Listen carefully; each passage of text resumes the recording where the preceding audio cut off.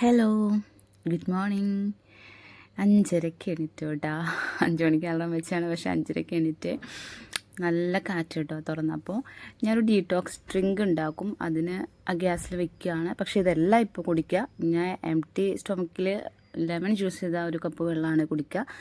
പക്ഷേ രാവിലെ നടക്കാൻ പോയി വന്നതിന് ശേഷം കുടിക്കാനാണ് ഈ ഡീറ്റോക്സ് ഡ്രിങ്ക് തയ്യാറാക്കുന്നത്.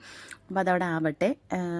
തീ കുറച്ച് വെച്ചിട്ട് നമുക്ക് ലെമൺ വാട്ടർ കുടിക്കാൻ വേണ്ടിയിട്ട് പോവാം. ഇത് ഇവിടെ ഇരുന്നാണ് ഞാൻ സ്ഥിരമായിട്ട് കുടിക്കുക. ഞാൻ ലൈറ്റ് ഓഫ് ചെയ്തു, കാരണം എനിക്ക് ഇങ്ങനെ ഇരുന്ന് കുടിക്കുന്നതാണ് ഈ ഒരു സമയത്ത് ഇഷ്ടം. പുറത്തേക്ക് നോക്കിയിട്ട് ഇങ്ങനെ ഇരുന്ന് അത് കുടിക്കും. അത് കഴിഞ്ഞപ്പോൾ ഇതിവിടെ ഓഫ് ചെയ്തു, ഞാൻ ആയിട്ടുണ്ടായിരുന്നു. ഇനി നമുക്ക് നടക്കാൻ പോകണം. നടക്കാൻ പോയി വന്നിട്ട് ഞാനിത് കുടിക്കത്തുള്ളൂ.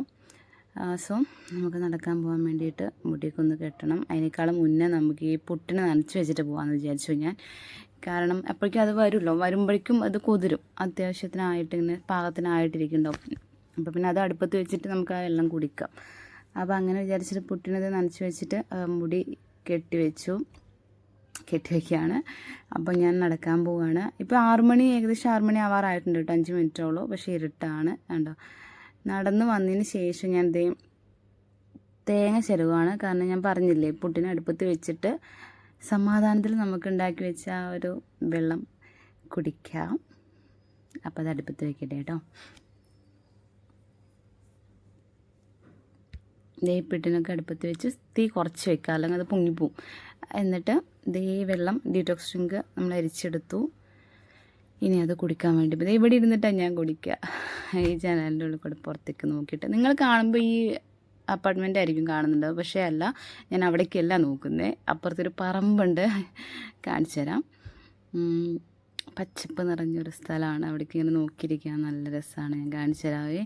കണ്ട, സൂം ഔട്ടായല്ലേ, വെള്ളം കയ്യാറായി. ഇത് കണ്ടോ, അവിടെ നല്ല രസമാണ് നോക്കിയിരിക്കാൻ. കിളികളുടെ ഒരു ശബ്ദവും കാറ്റൊക്കെ ഉണ്ടാവും. അപ്പോൾ പുട്ടായിട്ടുണ്ട്. അത് കുടിച്ച് കഴിഞ്ഞപ്പോഴേക്കും ഞാനത് പുട്ടെടുത്ത് മാറ്റി. എന്നിട്ട് ഞാനിത് ബ്രേക്ക്ഫാസ്റ്റ് കഴിക്കാൻ പോവാണ്. കഷ്ണം പുട്ടും പഴവും അത് കഴിച്ച് കഴിഞ്ഞിട്ട് ഞാനിത് അരി ഇടാൻ വേണ്ടിയുള്ള പരിപാടി. ഇന്ന് കുറച്ച് കൂടുതൽ അരി ഇടുന്നുണ്ട്. എന്തിനാന്നുള്ളത് ഞാൻ വഴിയേ പറയാം കേട്ടോ.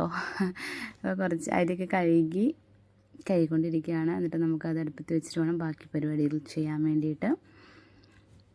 വേവിച്ചു. ഇത് നമ്മൾ മറ്റേ ഇൻഡക്ഷൻ കുക്കറിൽ വെക്കാൻ വേണ്ടിയിട്ടാണ്. ഇത് നമ്മൾ തിളച്ച് കഴിഞ്ഞ് കഴിഞ്ഞാൽ അതിലിറക്കി വെച്ചു കണ്ട. ഇനി 1 മണിക്കൂർ കഴിഞ്ഞിട്ടുണ്ടെങ്കിൽ ചോറായിട്ടുണ്ടാവും. 1 മണിക്കൂർ മതി കേട്ടോ. നമ്മൾ കുടിക്കാനുള്ള വെള്ളം നമ്മുടെ ബോട്ടിലാക്കി വെച്ചിട്ടുണ്ട്, കറക്റ്റ് ടൈമിന് കുടിക്കാം. എന്നിട്ട് പരിപ്പ് വേവിക്കണം. പരിപ്പ് വിസിലടിച്ചതിന് ശേഷം എനിക്കൊന്ന് കടയിലേക്ക് പോകാണ്ട്. അപ്പം ഞാനിത് ചെറുള്ളി ഇട്ടിട്ടാട്ടോ സാമ്പാർ വയ്ക്കുമ്പോൾ പരിപ്പ് വേവിക്കുക. പരിപ്പ് വെച്ചു. ചോറായിട്ടോ, 1 മണിക്കൂറായല്ലോ. 1 മണിക്കൂറായിട്ടുണ്ടായിരുന്നു കേട്ടോ. കടയിലേക്ക് പോകണം എനിക്കൊന്ന് ആക്ച്വലി. പക്ഷേ ഇവിടെ അതൊക്കെ റെഡിയാക്കി വെക്കാമെന്ന് വിചാരിച്ചു. ഇപ്പോൾ സാമ്പാറിനുള്ളത് കഷ്ണം പുളി വെള്ളത്തിലിട്ടു. പരിപ്പ് വെന്തിട്ടുണ്ട്, കഷ്ണങ്ങളിട്ടു.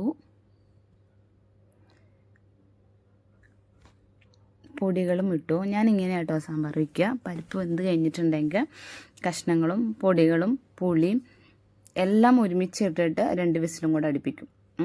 ആദ്യം പരിപ്പ് വേവിക്കും, പിന്നെ എല്ലാം പച്ചക്കറിയോടൊപ്പം തന്നെ എല്ലാം ഇട്ടിട്ട് 2 വിസിലടിച്ചിട്ട് ഞാനതവിടെ ഓഫ് ചെയ്ത് വെച്ചു. എന്നിട്ടാണ് ഞാൻ റെഡി ആവുന്നത്. ഇനി കടയിലേക്ക് പോകണം. എന്നിട്ട് കുറച്ച് പയർ മേടിക്കണം എനിക്ക് ഉപ്പേരിക്ക്.